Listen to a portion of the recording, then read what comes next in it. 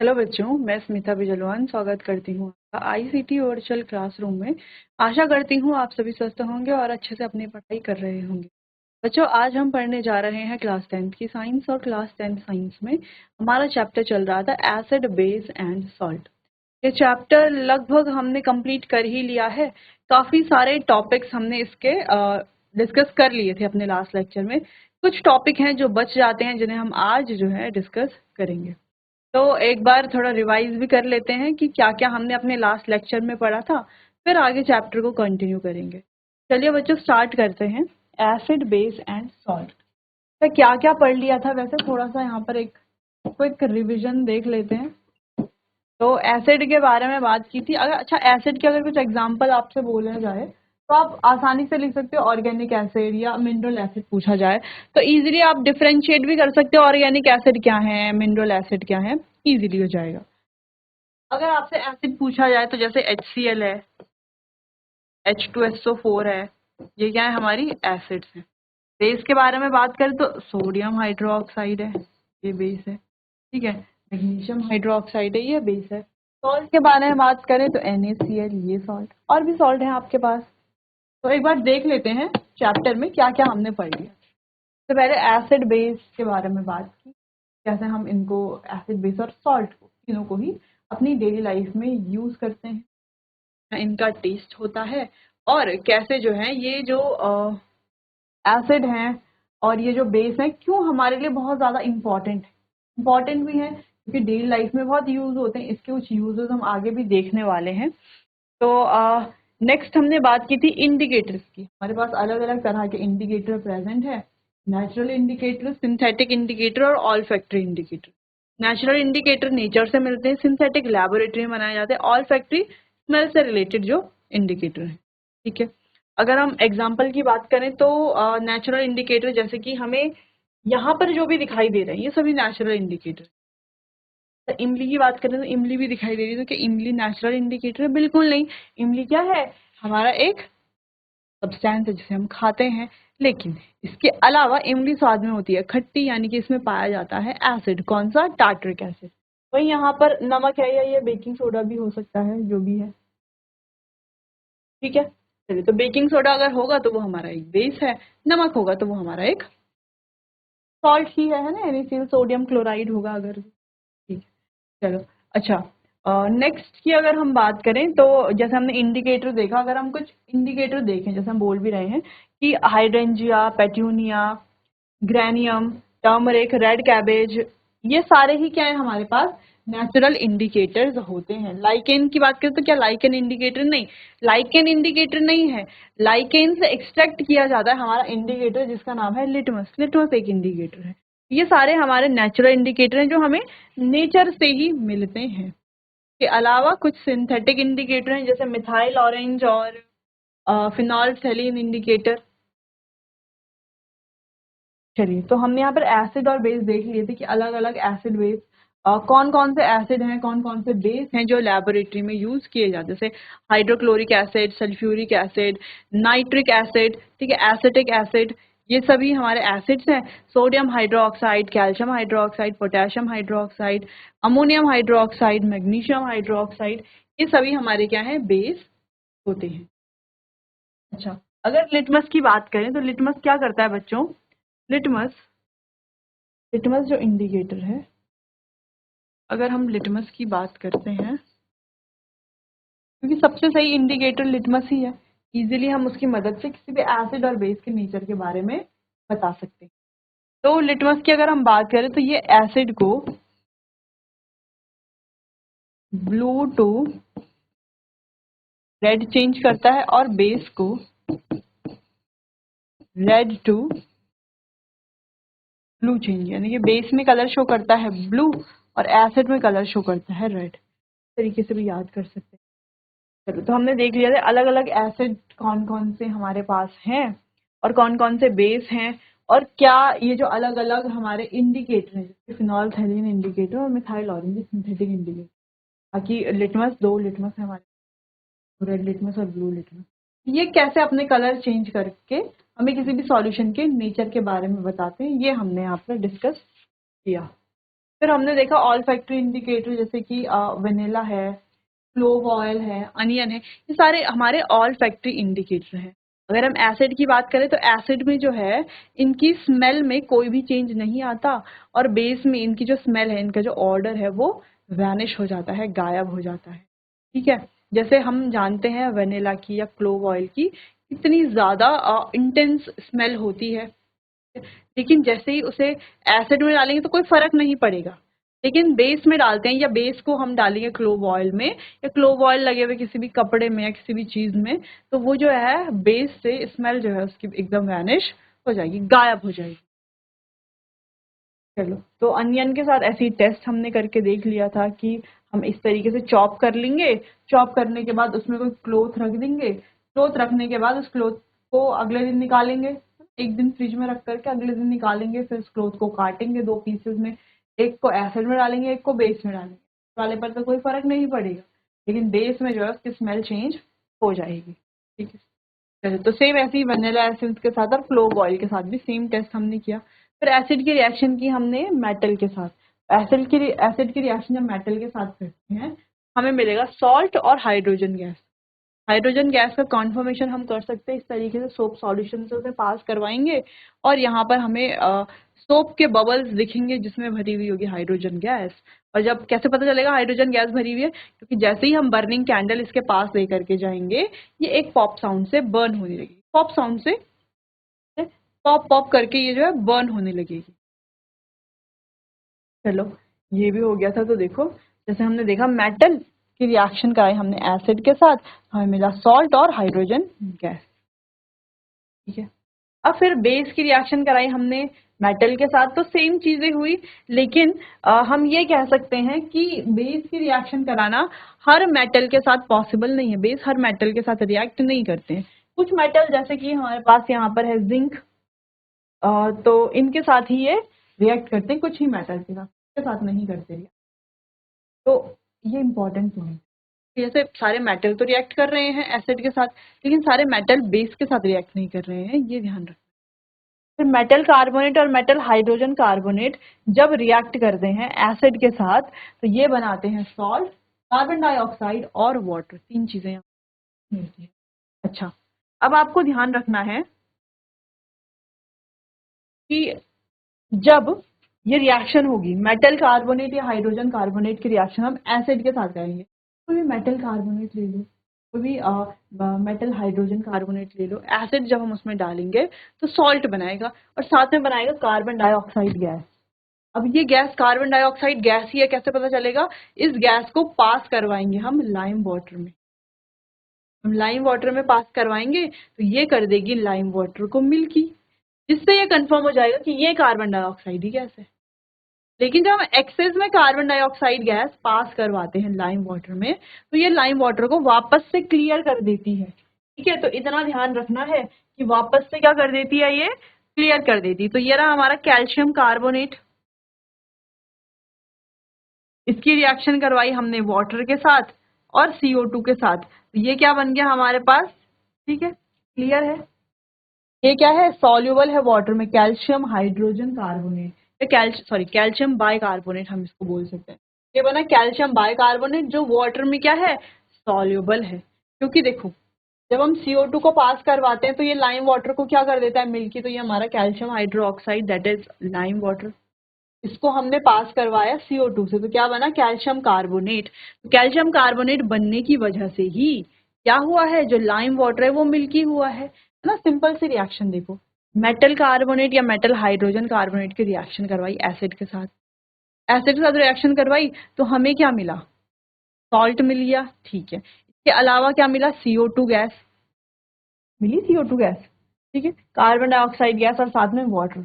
अब ये जो कार्बन डाइऑक्साइड गैस है इसको जब हम पास करवाएंगे किससे? लाइम वाटर से, दैट इज कैल्शियम हाइड्रोक्साइड, तो ये हमें एक वाइट, ये जो लाइम वाटर है उसको मिल्की बना देगा, दूधिया बना देगा, जैसे दूध होता है ना वैसे ही बना देगा। तो ये क्या क्यों बनाएगा? क्योंकि यहाँ पे कैल्शियम कार्बोनेट का फॉर्मेशन हो रहा है, इस वजह से वो दूधिया बनाएगा।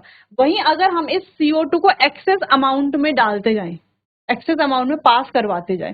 तो थोड़ा सा पास करवाया ठीक है, लेकिन एक्सेस में पास करवाते जाएं तो ये CO2 क्या करेगा, लाइम वाटर क्या हो जाएगा हमारा, क्लियर हो जाएगा। ठीक है, अब मिल्की नहीं रहेगा जब हम एक्सेस में पास करवाते हैं। जब हम कम पास करवाते हैं तब तो वो मिल्की हो जाता है, कैल्शियम कार्बोनेट बनेगा। जब हम एक्सेस अमाउंट में, ज्यादा अमाउंट में पास करवाएंगे CO2 तो वो मिल्की नहीं होगा, वो वापस से क्लियर हो जाएगा, साफ हो जाएगा, और वहां पर फॉर्मेशन होगा कैल्शियम बाइकार्बोनेट का, जो कि हम यहाँ पर देख पा रहे हैं। चलो, और साथ में वाटर तो बनता ही है। बाकी लाइमस्टोन, चौक, मार्बल, ये अलग अलग तरह के कैल्शियम कार्बोनेट ही हैं। और बाकी यही है कि सारे मेटल कार्बोनेट या हाइड्रोजन कार्बोनेट को जब रिएक्ट करवाते हैं एसिड के साथ, तो ये क्या देते हैं, सॉल्ट देते हैं, CO2 और वाटर देते हैं। नेक्स्ट हमने पढ़ा कि एसिड और बेस का रिएक्शन कराएंगे एक दूसरे के साथ, एसिड को बेस के साथ और बेस को एसिड के साथ। एसिड और बेस को जब एक साथ रिएक्ट कराते हैं तो ये बनाता है सॉल्ट एंड वाटर। ठीक है, क्या बनाता है, सॉल्ट एंड वाटर। तो सॉल्ट और वाटर जो भी बनता है, इस रिएक्शन को बोला जाता है न्यूट्रलाइजेशन रिएक्शन। बेसिकली क्या होता है कि एसिड भी स्ट्रॉन्ग है, बेस भी स्ट्रॉन्ग है, तो एसिड बेस के इफेक्ट को और बेस एसिड के इफेक्ट को न्यूट्रलाइज कर देते हैं, दोनों एक दूसरे के इफेक्ट को न्यूट्रलाइज करते हैं। इस वजह से इसे न्यूट्रलाइजेशन रिएक्शन कहा जाता है, और हम इसे सॉल्ट फॉर्मेशन भी बोल सकते हैं, सॉल्ट यहाँ पर फॉर्म होता है। खैर, अभी तक हमने काफी रिएक्शन देख लिए हैं जहां पर सॉल्ट फॉर्म होता है। ठीक है, चलिए, फिर हमने बात की कि कोई भी मेटल ऑक्साइड जब एसिड के साथ रिएक्ट करेगी तो ये भी सॉल्ट और वाटर बनाएगी। कोई भी मेटल ऑक्साइड, जैसे हमने यहाँ पे कॉपर ऑक्साइड लिया है, कॉपर ऑक्साइड HCl के साथ रिएक्शन कराएंगे तो CuCl2 बनेगा, सॉल्ट बन रहा है और साथ में बन रहा है वाटर। तो जब हम मेटेलिक ऑक्साइड की रिएक्शन कराएंगे एसिड के साथ तो भी सॉल्ट और वाटर ही बनेगा। जब एसिड और बेस की रिएक्शन होगी तो भी सॉल्ट वाटर, जब मेटेलिक ऑक्साइड की रिएक्शन होगी एसिड के साथ तो भी सॉल्ट और वाटर ही बनेगा। दूसरी चीज, मेटेलिक ऑक्साइड होते हैं बेसिक नेचर के, ठीक है, और नॉन मेटेलिक ऑक्साइड होते हैं एसिडिक नेचर के, ये ध्यान रखना है। Metallic oxide basic nature, non metallic oxide होते हैं एसिडिक नेचर के। बाकी रिएक्शन तो हमने देख ली है। चलो, अगला हमने देखा कि दोनों में कॉमन क्या है, तो कॉमन जो भी है वो हमने देख लिया था। चलिए, तो H पॉजिटिव दोनों में कॉमन ये है कि H पॉजिटिव आयन अकेले एग्जिस्ट नहीं करते, they exist after combining with water, जबकि H पॉजिटिव आयन इस तरीके से हमें शो करना चाहिए, देखिए हाइड्रोनियम आयन अकेले एग्जिस्ट नहीं। फिर क्या होता है जब हम एसिड और बेस को वाटर में डालते हैं, तो इसकी रिएक्शन भी हमने देख ली थी। तो बेस जनरेट हाइड्रोक्साइड आयन, तो बेस क्या करते हैं, हाइड्रोक्साइड आयन जनरेट करते हैं, एसिड क्या करते हैं वो तो हमने देख लिया है। बाकी न्यूट्रलाइजेशन रिएक्शन देख ली थी हमने। बाकी दो रिएक्शन हमने बात की, एक्सोथर्मिक और एंडोथर्मिक। एक्सोथर्मिक जिस रिएक्शन में हीट रिलीज होता है, और एंडोथर्मिक जिस रिएक्शन में हीट देना पड़ता है रिएक्शन को आगे कैरी फॉरवर्ड करने के लिए, या रिएक्शन को होने के लिए, रिएक्शन के लिए जहां पर हीट देना पड़ता है वो है एंडोथर्मिक, और जहां पर जब रिएक्शन हो जाती है तो प्रोडक्ट जब बनता है तो साथ में हीट रिलीज भी होती है, तो वो होती है एक्सोथर्मिक रिएक्शन। तो जब हम एसिड और बेस को वाटर में डालते हैं तो ये एक हाईली एक्सोथर्मिक रिएक्शन है, यानी कि जब हम मान लो बीकर है, उसमें वाटर है, उसमें धीरे धीरे करके हम एसिड अगर डालते हैं तो क्या होगा, धीरे धीरे जो कंटेनर है वो क्या दिखेगा हमें, जो बीकर है वो गर्म हो जाएगा, हॉट हो जाएगा। क्यों, क्योंकि ये एक एक्सोथर्मिक रिएक्शन है और हीट प्रोड्यूस करती है।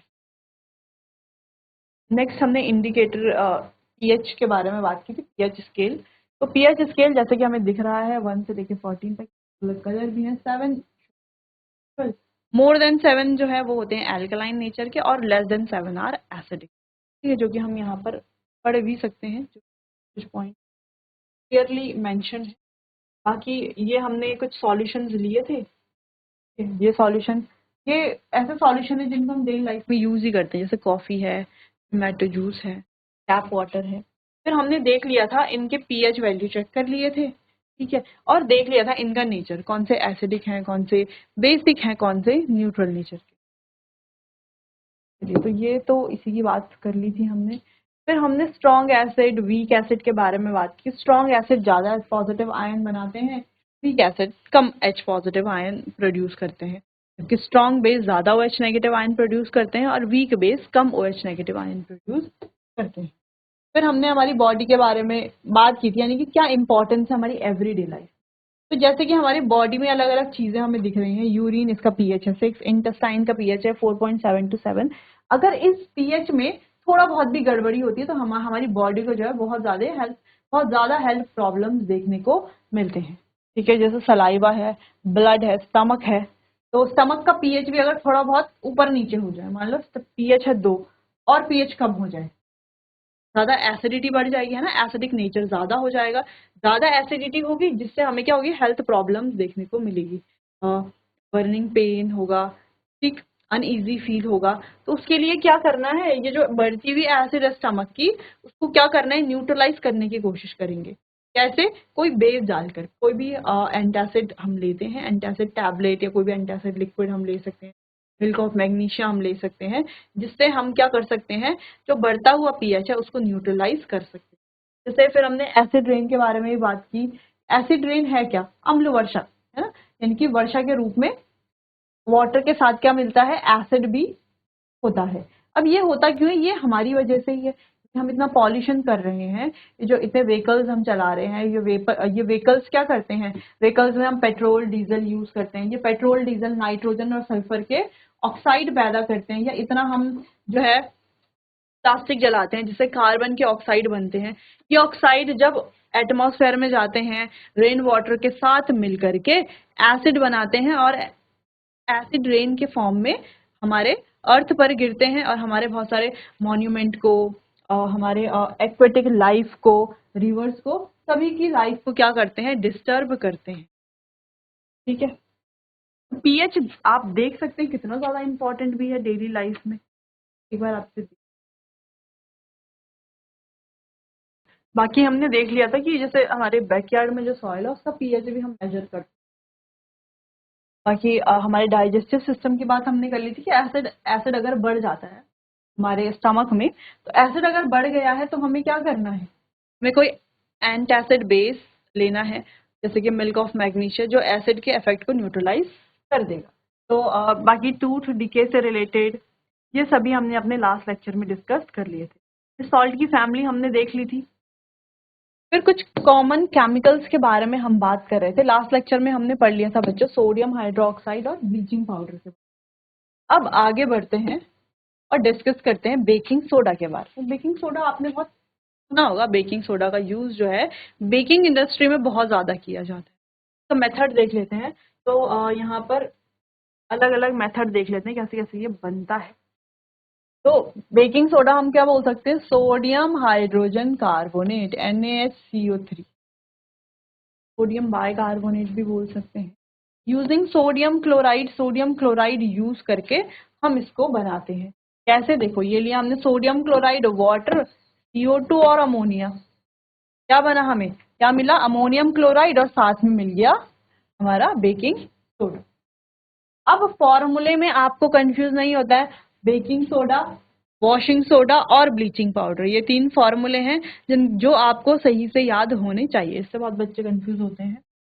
तो it is mild non corrosive basic salt. तो ये एक तरह का क्या है, नॉन कॉरोसिव बेसिक सॉल्ट है। When it is heated for cooking, following reaction occur. NaCO3 जब इसे हीट करते हैं तो क्या बनाता है, ये सोडियम कार्बोनेट, साथ में वाटर और कार्बन डाइऑक्साइड। ये हमें रिएक्शन देखने को यहाँ पर मिलती है। तो आपको नोट कर लेना है, फिर आगे बढ़ते हैं। चलिए, तो ये आपने देखा होगा अक्सर आपके घरों में भी यूज होता है बेकिंग सोडा। ठीक है, यूजेस की बात करते हैं तो बेकिंग सोडा का यूज किया जाता है टेस्टी क्रिस्पी पकौड़ाज बनाने के लिए, फास्टर कुकिंग के लिए भी इसका यूज किया जाता है। बेकिंग पाउडर यानी कि baking soda plus mild edible acid such as tartaric acid as a baking powder भी इसका यूज किया जाता है बेकिंग इंडस्ट्री में।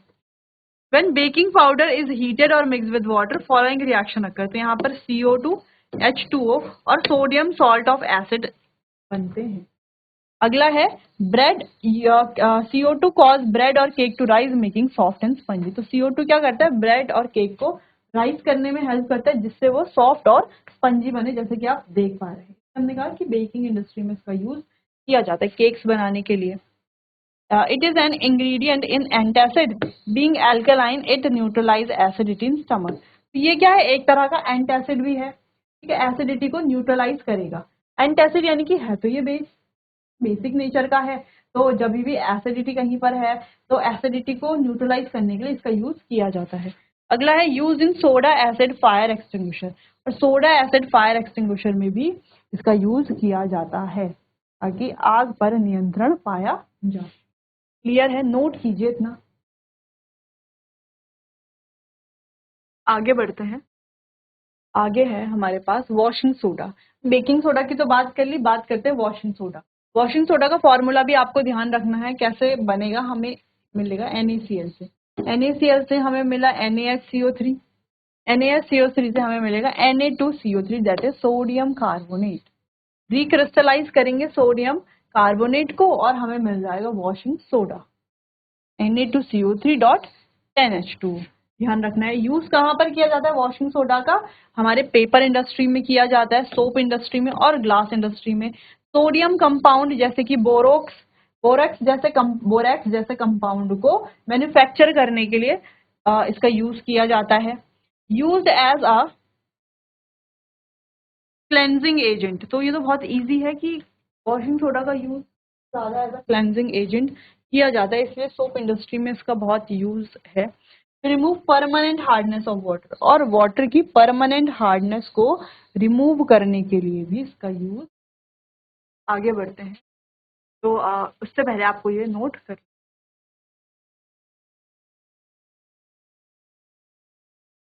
चलिए।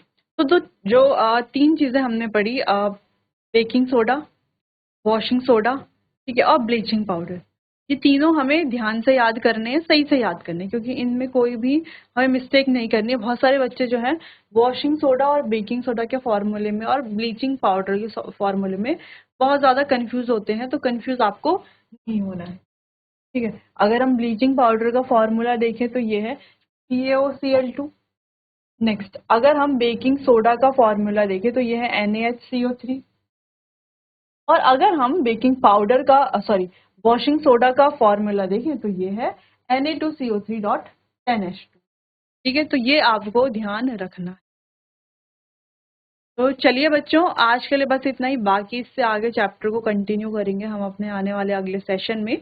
तब तक के लिए आपका बहुत बहुत धन्यवाद।